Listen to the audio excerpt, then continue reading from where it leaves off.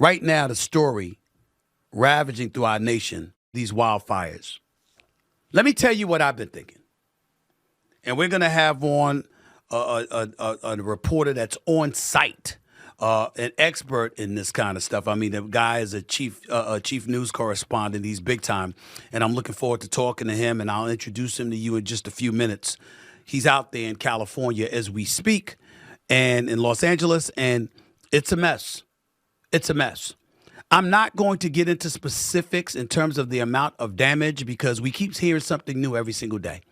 10,000 structures destroyed, and then we heard it was 15, potentially 20. We heard 50 billion in damage, then it eclipsed to 60 billion. Now people are speculating over 75 billion.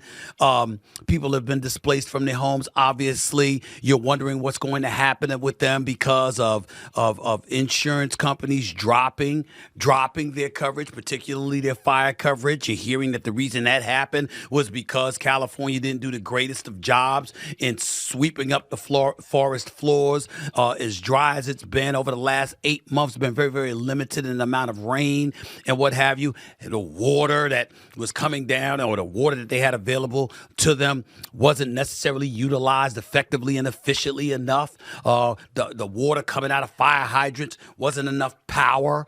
You heard all of this stuff. One minute it's not enough water, another minute it's not enough power coming out, or pressure rather, coming from the fire hydrant so you could, get rid of these fires. All of this stuff is going on right now. And here's the conclusion that I've come to. I'm not going to say this definitively because we all know there's a weather tax in California. The weather's beautiful in Southern California. That's why they've been able to charge what they've been able to charge. That's why they've had the nation's highest individual income tax rate and high sales tax burdens and stuff like that. Income tax, sales tax, the list goes on and on. You just look at a whole bunch of stuff. I mean, there's one thing I'm reading here. The state also has high income and sales tax as well as income tax applying to all retirement income except for Social Security. In other words, the state of California are professionals at getting your money. They're professionals at getting your money. I would know. I've been getting taxed from them for years. And I got to tell you something right now because of my travels back and forth for ESPN. I can tell you this right now. There's a legitimate discussion that has to take place as to how beneficial it is to live in the state of California. Seriously. When you consider their tax rates, property taxes don't seem to be that extreme in some people's eyes, but the income tax, the sales tax, and all the expense that comes with living in the state. When you just, as I read to you last week, learned that California had collected approximately $221 billion in tax revenue. There better not be a money problem. There better not be. You just hear some of these things that's going on right now, and you really, really find yourself wondering what the hell is going on in the state of California. You really find yourself wondering about that. And how beneficial is it to be there outside of the warm weather? It's a sanctuary city. You know they're not trying to capitulate to federal laws, especially with Donald Trump coming into office. Gas prices, food prices, cost of living. All of these things, very, very relevant. And then you got a governor, and you're waiting for answers from him. We're tired of hearing you on the phone with the president. You're on the phone with the president. No, we don't want to hear that. Gavin Newsom's got some explaining to do. Karen Bass, I don't even know if I want to hear from her. I think she's going to get recalled. I think she's been such a disaster with this whole ordeal. I think she's going to get recalled. But that will be a subject that we can get into a little bit later. Right now, there's more pressing things to find out about, to discover. And who better to talk to about that than my next guest? We welcome to the show now the chief national correspondent for ABC News, Mr. Matt Gutman himself. How are you, Matt? How's everything? It's been a bit tough, Steve. It's been a rough go for us. I think so many people in California right now. How are you doing? I'm doing all right. Thank you for being on the show. Now, just paint a picture for us because we've read the reports, we've seen the news, but you're out there. And correct me if I'm wrong. Do you not live out there, sir? I live in Encino, which is just over the mountain over there, an area that's actually under mandatory evacuations as well. Also, evacuation warning. So, yeah, like a lot of us are living this experiencing it and working through it. We talk about the scale, Stephen A., and you mentioned that people are reading about it, the news. But every time I come back to the Palisades or to the Altadena fire, I notice something new. And just now with my cameraman, Juan, we came upon this destroyed place that I'd seen many times, but the destruction is so vast here that everything is disorienting. So you sort of don't know where you are anymore. This is the village school. This is where both of my cousins went to school. And this is what's left of it. Now I'm going to have him just show you the inside. Oh my goodness! Just completely wrecked. And just on the other side of it is the Ralph's supermarket, the major supermarket in town. The other major supermarket called Gelson's also burned down. And I think that's what's so unique about this fire is it's not just homes, but it's schools, the library, high school, elementary schools, supermarkets, the rec center. Everything is gone, and it's hard to wrap your head around. My aunt's house burned down Tuesday night. So it's like it affects so many people in the community. Mercifully, not many people were killed here in the fire. 8 people so far, 8 fatalities, and Right. 14 others or 16 others in Altadena. So and at the Eaton fire. So deadly, but could have been even more devastating. Right now, how many structures have been destroyed? How many homes are they speculating have been destroyed? So they're still counting. And we've seen search and rescue teams still going house to house in many of these neighborhoods, trying to assess fully the damage and trying to see if there are remains of people in the debris. But right now, here in the Palisades, it's around 5,600, probably a little more, and around 7,000 in Altadena. So, they're talking around, almost 12,000 homes and structures destroyed total from those fires last week. And we've got another Santa Ana wind event bearing down tonight with 70-mile-per-hour wind gusts. So everybody's on tenterhooks again. And people are traumatized here, Stephen A. Freaked out. Like my wife, who I love, but, it was a really scary thing. Friday night, the winds changed and it was going towards our neighborhood. And people having Right. seen what happened here were really, really scared. Really scared. And of the fatalities that have been recorded, that have, you've highlighted some of the numbers. Is the belief that folks were trapped and they couldn't get out, or that they refused to leave and they thought that somehow, some way, it would bypass? What do we know about that in that regard? It's a really good question. So we don't know exactly, but many of the deceased were elderly or people with disabilities who couldn't Mm, get out.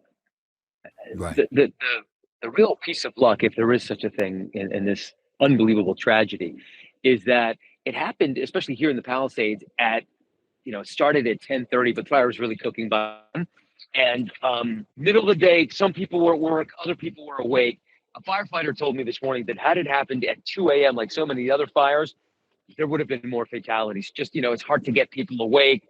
They don't hear it. Their hearing aids are out. And it would have been much worse. So, we don't know what caused the fatalities, but typically, and most of the victims are people who are elderly or disabled and just physically couldn't make it to the exit, couldn't make it to a car to be able to get to safety. In terms of the actual fires that took place, has there been a definitive reason that has been established as to what happened in that regard? The forest floors not being cleaned, et cetera, et cetera. Has there been a definitive reason that has been provided? No, and it could be a while, but I mean, I think that's the central question that everybody here is asking. And if you go on YouTube or TikTok or any of the social media or Instagram, you see like all these videos purporting to show somebody setting a fire, some arsonist on this hill doing that. Nobody knows right now. Arson is part of the investigation, right? It's a factor that they're examining. On the other fire, the Eaton fire, which was more catastrophic in terms of damaged homes and destroyed homes and fatalities, that's mostly being investigated as probably something having to do with the transmission towers. And there are now 3 videos that we have, and there's a 4th that we haven't fully confirmed, that shows a fire breaking out at the base of an electrical transmission tower just across the canyon from where these homes were in Altadena. Mhm. And multiple people have it at almost the exact same time. Now, the The electrical company, Edison International, has said, we haven't seen any anomalies at that time. Everything was operating as it should. They're not denying that it was them. They're just saying there's nothing to identify their transmission towers as a cause. So that's what is being investigated there. But there are a number of reasons. And it could be, that the brush wasn't cleared. And it could be a million things. But the bottom line is, climate change has made it possible for such a massive windstorm to hit this part of town, which is, you've been here so many times, right? Like the Palisades is nice. It's lush. It's much cooler than the rest of LA. It's got that dampening marine layer in the summer. So this place, it feels different. It's just less humid and more moist. And you don't think of it happening here, but we've had 8 months without any significant rain that has dried everything up. And I wish I could show you stuff, but it's been watered or burned here. But it was so dry here. So you have a combination of those ferocious winds, everything being so dry, the most densely packed county in the country with 10 million people. And that is a recipe for an absolute colossal disaster, which is what happened. Matt, what about all of these reports about there wasn't enough water in the fire hydrants? What about that? That may be the case, right? So the Santa Ynez Reservoir, which is about a mile in that direction, maybe even less, was supposed to supply water, but it was closed down for repairs for whatever reason. And what firefighters told me is that they were hooking up to the hydrants and the pressure wasn't enough to fill the tanks in their engines in the ladder trucks, right? So they couldn't get enough water fast enough. The pressure wasn't right, so it couldn't blast fast enough. But one of the problems was that there were so many trucks in so many different parts of this town all at the same time trying to access that water that they don't think any amount of water in the reservoir would have been able to have been enough. A. B, see this house right there, the house next to it burned, the house across the street, the supermarket, everything here is gone. And so all of the 3/4 inch sprinkler hoses in all these neighborhoods busted, right? And so they're leaking all over the place. So when we came in here early Wednesday morning, when the fire was at its most ferocious, I'll go back here, there was water everywhere on the ground. And Stephen A., I'm like, what? Okay, there's water everywhere. What's the problem? And it was just leaking. In my aunt's house, it's like a swamp. So firefighters put water on it. The thing burned down. The ash and the soot and the clay and the dishes and the dishwasher and the dryer and everything just sort of got to be this muddy stuff. And you walk in there and it's like 6 inches of swamp because the sprinkler hoses broke. In addition to the water from the hoses, created this massy soup. And that's what you see in so many different places here. And the fire chief at Station 69, which is right here in the heart of town, like it's the kind of place where kids do their birthday parties. Like they're so part of the community. My cousins did their birthday parties there, took my grandmother there. They put their fire jacket on my grandmother at age 96. Like they're the nicest, best people. They fought like hell, man. They fought like hell. They were up for, I think, like 72 hours. And they said that given the winds, given the fire, 100. Okay, Juan, show them that. So the fire was higher than that electricity pole, right? 100 feet high and cantilevered down like sideways on these guys. He's like, I've never seen anything like it. There was nothing that anybody could have done. They were spraying hoses at something that was 15 feet away, like that wall, and the wind was blowing it back at them. Just stuff that boggles the mind. So he's saying, and he's got like, he could have an axe to grind. He could blame the city or the mayor for not having adequate resources. But he said, I don't think any amount of resources, any amount of water would have made enough of a difference. Matt, I know you've interviewed Governor Gavin Newsom in the past. I know you know him. Have you spoken to him since all of this has transpired? I haven't yet spoken to him. We're planning on it either today or tomorrow. I've spoken to his people. It's complicated. Today. I can imagine. So I'm wondering, you being out there, what is the noise like? I mean, I've gone off about what we've seen and what we've heard. Obviously, he's taking a lot of heat. Mayor Karen Bass in Los Angeles, she's taking a lot of heat. If you've had time to digest the climate that is out there as it pertains to the politicians and the level of culpability the people feel they have, what would you describe that as being at this moment in time? I think people are pretty upset. And I think maybe they have reason to be. but we don't know yet. What I can tell you is, that arson is being investigated, that it's very possible that there were very bad people who started this fire, knowing exactly where to plant this first seed of a fire, knowing that given the winds, they would come right into town. Because where that fire started, you could not have planned it. If it were just an accident, it would be crazy. I'm not saying it is not an accident. We seriously don't know. But it just happened to be in a place that pushed that fire right through the heart of this town. In Altadena, there was no suspicion of that. There's a suspicion that something may have gone wrong with the transmission wires. Again, it's not confirmed in any way, but were they prepared? Could they have called out more mutual aid? Could they have had, all the equipment and all the people that they have now, which is an unbelievable amount? And Stephen A., I don't know if you guys were watching this weekend, and maybe you can roll this over, but Yes. we were watching the air attack from my house, right?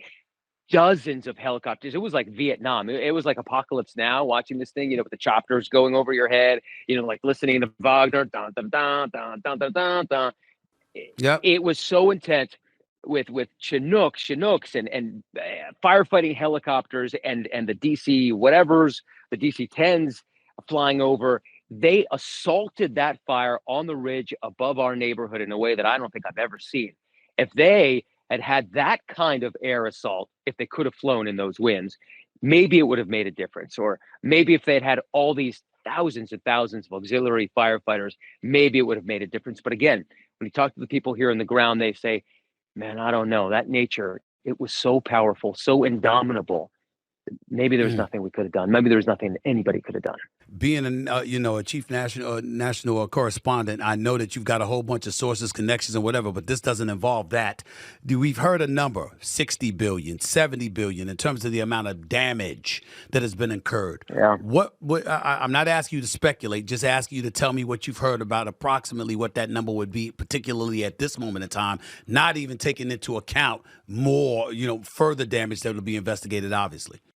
These are I think the median household, they say it's 2 million, but it could be much more of the median house price in Pacific Palisades. In Altadena, it's over $1 million. There are 25 and $40 million homes that have been destroyed here. It's the infrastructure, the water system, roads have been impacted so much in both of these places. And the big question is, how is insurance going to cover this? What's going to happen there? Yeah. Some people, like my aunt, have been living in their homes for over 40 years. And I have a feeling that she's underinsured, and a lot of people aren't going to be able to afford to move back here. So it's going to be in the many tens of billions, that's for sure. The question is, what happens to these communities? Can people move back to Altadena and these places that they have had homesteads for generations? Families who have been able to find a refuge there against Jim Crow laws, to build houses and create equity. Can they go back now? Are they going to be insured enough? And then what happens to the rest of the city? Insurance company's going to want to invest in California and insure people here. I mean, it's a scary prospect. This is a huge liability and a massive question for Governor Newsom. Who knows? I'm going to probably ask him this question. All of these people, the tens of millions of people that Newsom and others want to stay here, how are they going to be protected? I'm wondering about that myself. Just reading, doing some research here, it talked about insurance companies abandoning folks in California with regard to the wildfires, even before it took place. More than 10,000 structures in Los Angeles County being destroyed. You had stuff like this going on. Rising costs and cancellations have left many of the fire victims without adequate means, and that's exactly what you're talking about here. And I don't know what's going to happen moving forward. So, with that being said, very last question to you: how is the Los Angeles community pulling together in all of this, in your estimate, based off of what you've seen? So I love this question. Because, people are like, oh, LA, it's so LA. And it is, right? Like, people can be vain and they can be fickle here. But are you guys seeing what's happening at the Santa Anita Raceway on the other side of town in Pasadena, near there?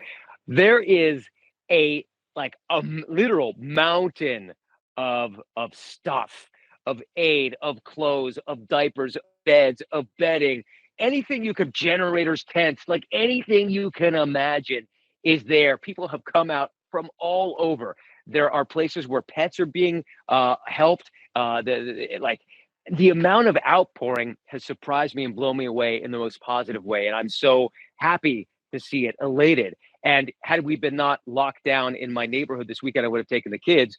But we couldn't get out of our neighborhood because there was National Guard posted down the street. But that's another issue. But yeah, like there has been a massive outpouring in a way that I don't think anybody imagined in this messy, complicated, traffic-ridden city full of natural disasters, but also great beauty, right? Like where we are is a beautiful place. Beautiful. Altadena is beautiful, and the people are coming together in a way that is truly impressive.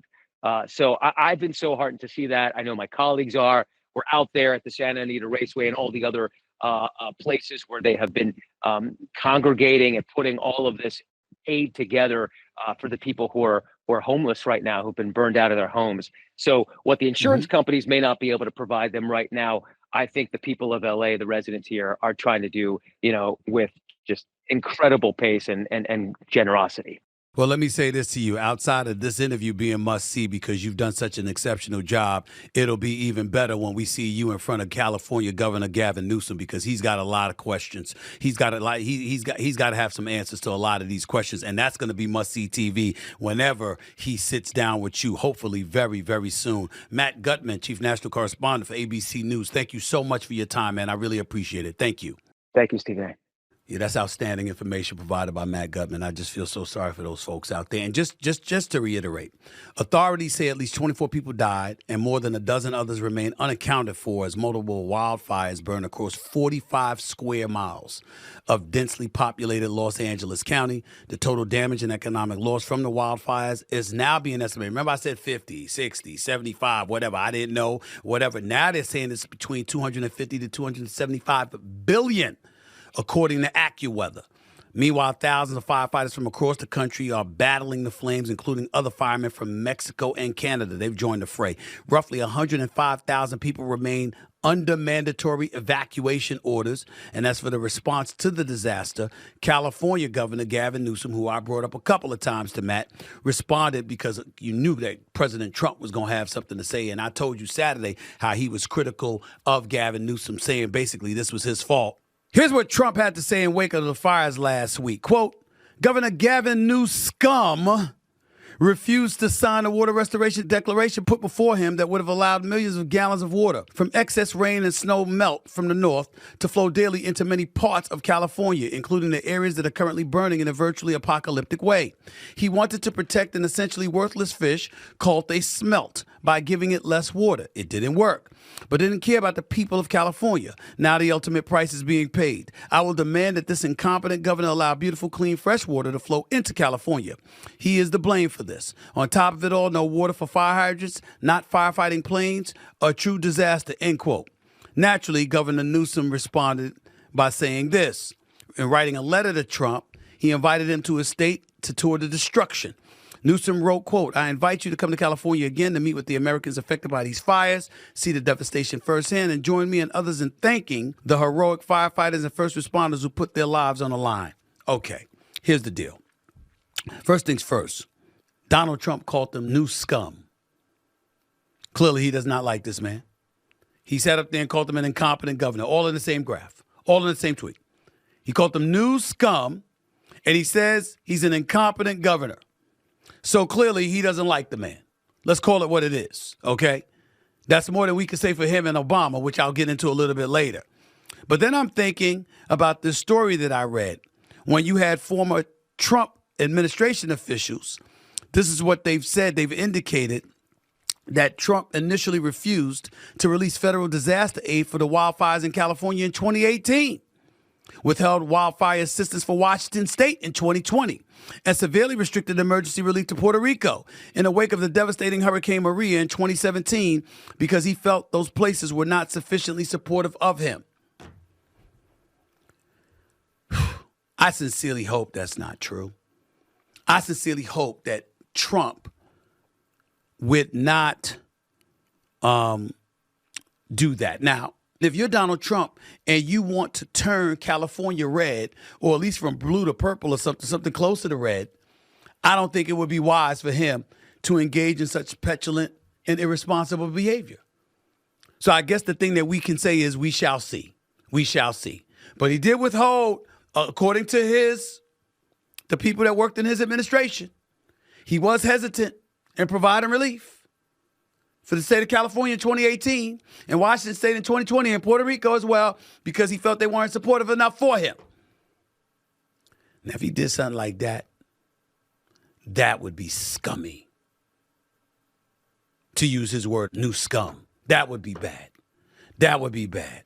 I just want to say that. Okay? There's no way around that. By the way, thanks again to Matt Gutman for coming on the show to talk to us about what's transpiring with these wildfires. If you'd like to help the thousands of victims in Southern California, please visit redcross.org. Once again, that's redcross.org to donate today.